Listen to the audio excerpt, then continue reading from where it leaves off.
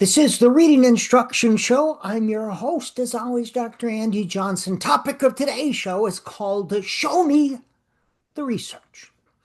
Now, I appreciate hearing from people who disagree with me.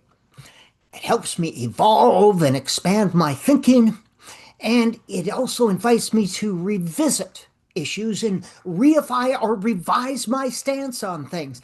And it helps me identify issues that need a bit of explaining. And the research is one of these.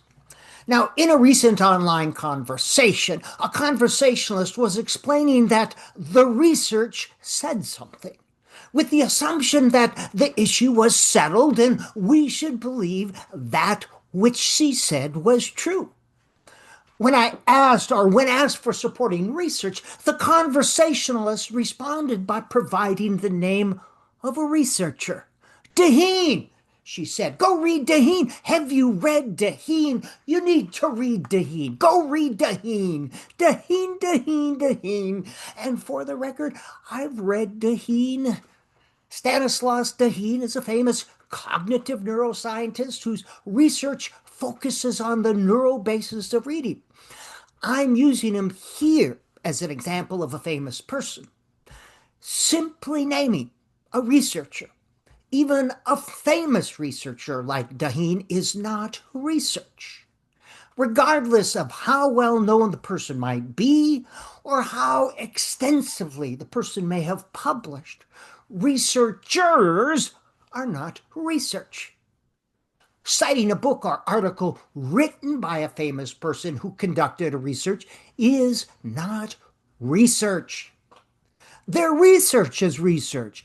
They are not research. Research is the process of asking a question and using a systematic method to collect data to answer that question. And remember, data is not the same as research. Research is not research unless or until it has been subjected to blind peer review. And again, researchers are not research. Individual research studies conducted by researchers are research. And when making declarative statements about research, you must cite the research, not the researcher. So let's distinguish between original, secondary, and secondary research and research-based theory. First, original research. Original research is when researchers conduct a study, write up the results, and send it out for peer review. Here, the authors are the originators of information. And since it's impossible to study large populations, original research in the social sciences often takes a detailed look at a small population and attempts to generalize this data to larger populations. Any applications that are made are or should be based solely on the data collected. Now, original research doesn't prove or debunk things. It supports things and it strengthens or reifies the theory upon which it was based. And most importantly, research must always be evaluated because there can be methodological concerns or misinterpretations of the data. Now, secondary research is when the authors of a paper synthesize and apply the research that others have done. These are sometimes referred to as theoretical articles. In a theoretical article, writers set their propositions within the context of a research-based theory. They take a broader look. And if you look at the citations for most academic books and journal articles, you will find these kinds of sources are often cited. Now, the importance of theories. You can find research to support almost any silly little thing, and this is why theories are important. Theories provide context for research. Research-based theories are built on many research studies conducted over time that have been replicated and confirmed by other research studies.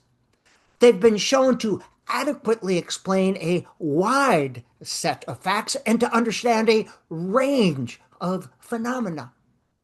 Theories are neither right nor wrong, rather, they are robust or weak. Robust theories explain and help us understand a lot of things. Weak theories explain and help us understand only a few things. Now, there's a natural tendency for those conducting original research to think that their kind of knowledge is the best kind of knowledge, that their kind of knowledge trumps all other kinds of knowledge in academic conversations. And this is kind of true, but only when one uses some variation of the term research says. However, knowledge from original and secondary research are both legitimate sources of knowledge in academic conversations. And let me explain. Original research takes a narrow and very focused look at a single phenomenon. Secondary research takes a much broader look at a wide range of phenomena. In other words, one describes the elephant from a distance of 2 inches, while the other describes it from a distance where they can see the whole elephant interacting with other elephants in its environment. Both views are equally legitimate and important.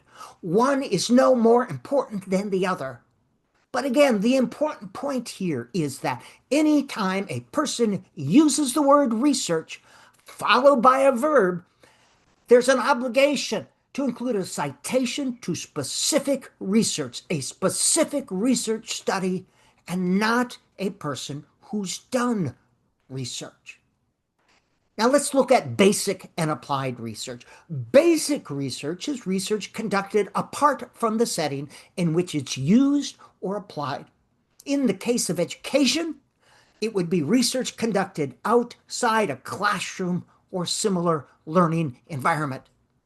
This would include research related to brain imaging, eye movement, miscue analysis, and priming studies. And this kind of research is essential in building theories and understanding how the brain creates meaning with print. However, this kind of research does not translate to actual classroom practice. Basic research may suggest certain practices, but applied research is necessary to study how practices work in a real-world environment.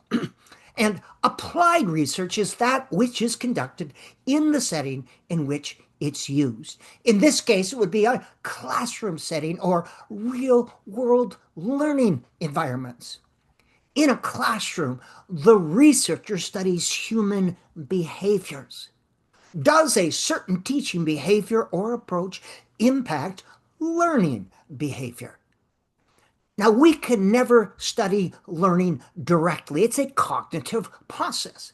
We can only study the effects of learning. Now, Tim Shanahan said the science of reading is a set of applied research studies used to show that one teaching behavior is effective in producing learning behaviors, or one teaching behavior is more effective than another. So the science of reading seems to refer to a general consensus related to the strategies and practices that lead to improved reading outcomes. And these strategies and practices have been determined to be effective using experimental or quasi-experimental research and conducted in authentic learning environments. Also, this research has established a causal link between strategies or practices and student outcomes, which is reading achievement. Now let's take a look at reading research articles. You cannot read research articles in the same way that you read an article in People magazine. It takes time and practice to be able to effectively read and critically evaluate research articles published in an academic journal. It also helps to know what to look for and how to interpret what you are reading.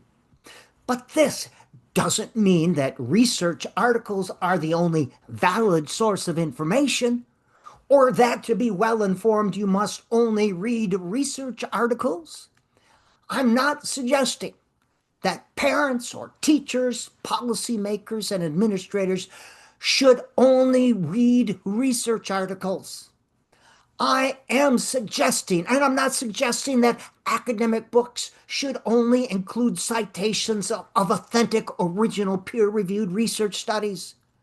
That would lead to a very narrow and distorted view of the world, especially since the Education Science Reform Act of 2002 effectively banned qualitative research from the conversation. But if somebody makes the claim that research has said something, that somebody has an obligation to have read a research article at least once in their life. And if somebody says, show me the research, that person should know what research is and how to interpret it.